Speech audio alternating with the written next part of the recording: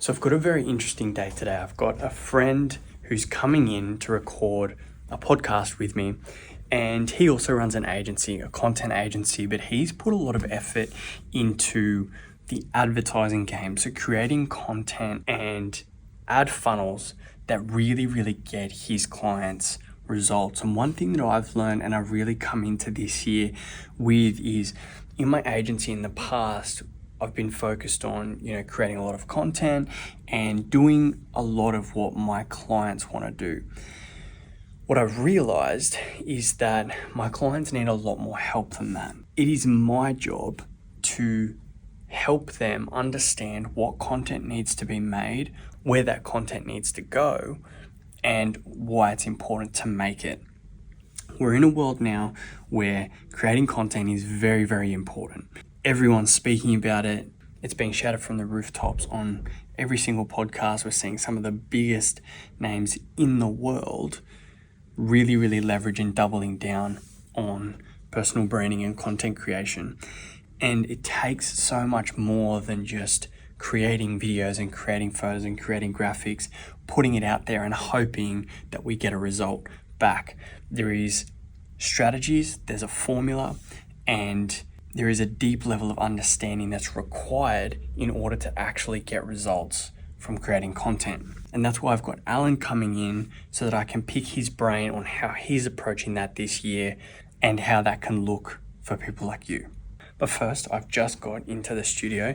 It looks like a bomb's hit it. I was going to clean it before I created this video, but that wouldn't be real and that wouldn't be authentic. So we had a shoot in here a couple of days ago. It was a live workshop with a client.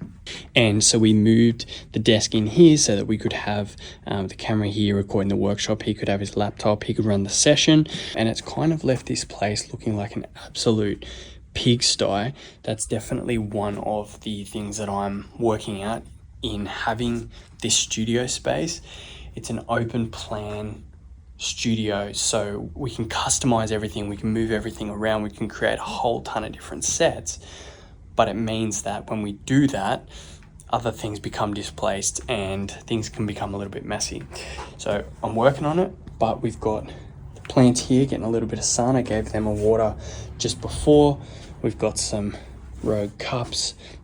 This is the dining table that normally goes in here when recording, but I'm loving these chairs at the moment for one-on-one podcasts, and this is what I'm going to use today. So as I'm setting up, I'll take you on a bit of a journey on what the plan is. Alan will come in, we'll record hopefully some really cool content. Then I've got a whole bunch of work to get done towards the end of the day, a lot of editing, a lot of content review, getting content for clients today. And that's about it. Let's go.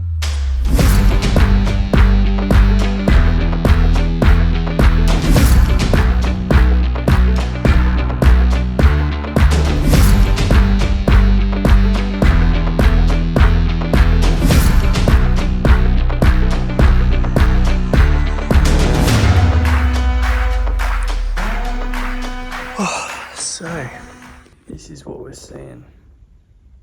I actually really like that blue. The blue that we've got behind here. It's not like really on brand for me, but kind of into it. Might just run it. Okay, so it's probably about 36, 37 degrees today. Fucking hot. Life's not black, but one thing I'm thinking about in preparing for this podcast episode with Alan is he's built a really solid business from providing one product to a range of different businesses, not a specific industry per se, but he's done it by leashing down into one thing, and it's blown his business up. And it's got me thinking about how I actually want to start to do a lot more of that in my business and really refine the product that I offer, even though it's all centered around content. It's what is that content? What does the content look like? What does that content serve and what does that content do?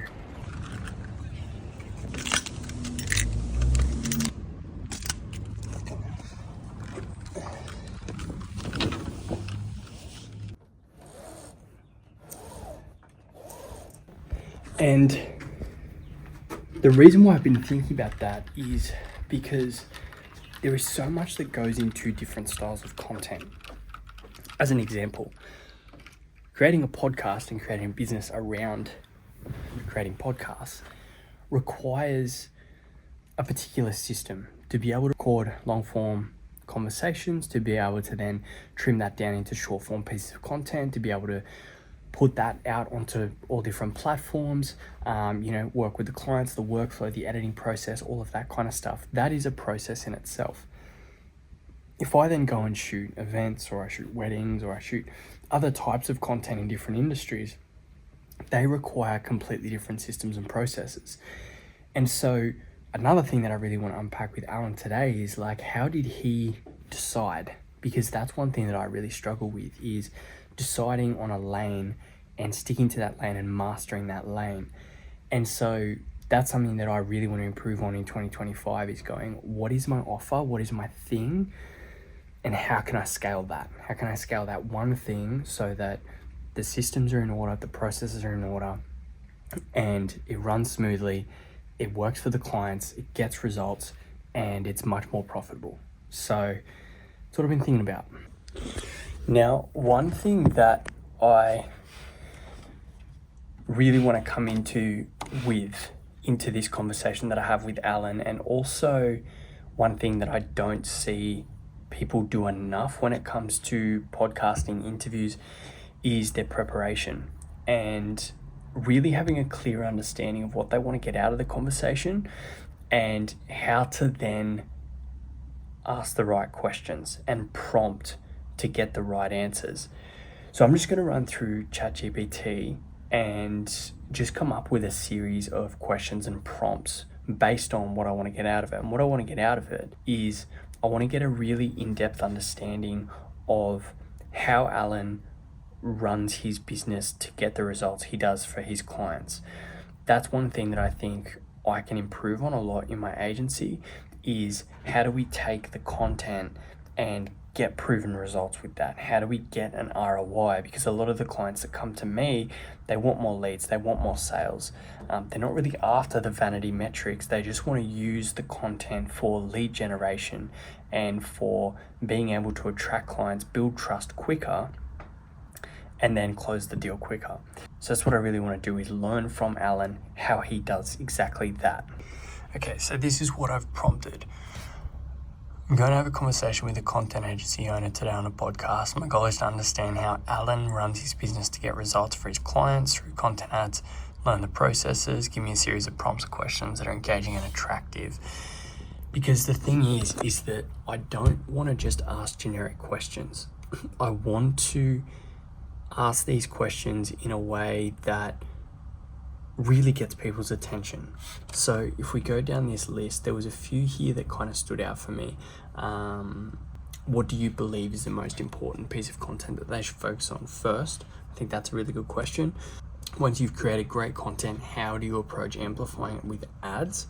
What's your process? I really want to dive into that. What systems or tools have been a game changer for you in your business? I really want to understand, because I've got an agency, I really want to understand what Alan does inside his business to make things a lot easier and get more results for his clients as well. And what's a common mistake that you see entrepreneurs and founders make when it comes to content and ads? I really like that. And then I've come up with my own. So I've got about 1, 2, 3, 4, 5, 6, 7, 8, 9. I've got 10 questions here. So that's easily going to be, with all of the nuances and serendipitous moments and rabbit holes that we take, that's going to be more than enough to really get a solid interview out here. It's going to give Alan a ton of value. It's going to give me a ton of value, and hopefully it's going to give you a ton of value as well. When I see people come into an interview and they either ask really bad or generic questions, or they don't have any questions at all, sometimes it works, but I can guarantee that anyone who comes in really prepared is always going to get a better outcome. Oh yeah. The big dog. In your experience, what makes a really effective ad? Great question. Two things: a solid offer and clear communication to that offer. I think just like, before we were talking about the hungry crowd, like the Alex Hormozi hot dog stand, hungry crowd, the difference between a hot dog stand in a food mall like a Westfields in comparison to outside a core stadium on grand final night or state of origin night, right? There's a significant difference to the crowd, how hungry they are, and all the other things for your service. And you don't even have to have a good thing, right? That is a really good example where I think in today's day and age, there are a lot of agencies out there, like digital marketing agencies, who are doing their absolute best to try and get their clients to film their own ads and film their own content and all the other things. And you're dealing with people who either don't want to do it or are struggling to do it, where I genuinely believe I believe the advantage is to be able to go to someone, implement a strategy, and then implement it on the ad side. I truly believe there is a significant advantage. Like you can put a really nice script together, but when you have you've got the best of for example, prior to having like videographers and all the other things, a typical business would go to TV, right? Before social media, they would go to TV, they'd go to a production company, film all the ads and all the other things, and then post there. Now in today's day and age, people can just film their own stuff and it still works. But again, when you're dealing with a business who's either running ads for the first time or wants that particular quality element, there is a significant advantage in having a very strong offer that's directed directly to a target audience and having the clarity of that message, not only in the script, but also the presentation, the body language, and all the other things that you can control when you're filming. And that, I believe, is my advantage when it comes to creating content for ads. Takeaways. I think probably just a deeper understanding of the process here. One thing that I wanted to do in my business is starting to implement is just being a lot more hands-on with clients. Yeah. If I was you, take the seed or throw it away if you want. But I think the biggest opportunity that I can see for you would be the YouTube route. So when you say that, do you mean like me do YouTube or go down the path of helping clients with YouTube? I would, if I had to start again and this were my business, right? Like above and beyond what I've created, that's what I would do. I would bring people in here, help them build a YouTube channel. So talk about the consistency, book them into weekly meeting, whether it is one-on-one or they're like a company with two founders, and just try and book them in on a monthly basis or fortnightly basis, build the consistency around coming in on that basis, and then start to look and understand how can I promote this, right? So whilst they're here, maybe get them to talk, give them a script or give them some prompts so that they can have like a little short promo to promote the podcast, increase the followers and all the other things depending on their goal, listening. That's what I would be doing. The results side of things, when you can work out what that is for you, I think you will make a lot more money. Yeah. And people because the problem here is they look at, how many videos. They're looking at the quantity rather than the result. And you want people to focus on the result rather than the quantity. It doesn't fucking matter how many videos or yes, there are details around quantity from a service agreement point of view, but when you can have a client focus on the result rather than the quantity and the detail, that's when you can charge more and you can obviously focus on that result. Right, so I just wrapped up with Alan, who gave so much value in that. Gave me so much insight into his business and also ways that I can improve my business and what direction I can take it. I think being on here on YouTube, huge opportunity. If you're watching this on YouTube and you've considered YouTube, I know I'm going to be spending a lot more time immersing into that. He gave me some really good advice off camera to put attention in here. I'm also personally seeing a lot of people move all of their paid gated content that they make money from onto YouTube for free, and using that as a marketing channel to drive traffic in other areas. And so it's definitely something worth not neglecting, and it's something that I'm going to be sitting with. So that's it. The rest of the day, I've got some edits to do, a couple of podcasting clients, some short form content that I'm doing for some clients as well. Then I'm going to pack down. Storm's going to hit very, very soon. So hopefully we don't get blown up in here. And I'll see you in the next one.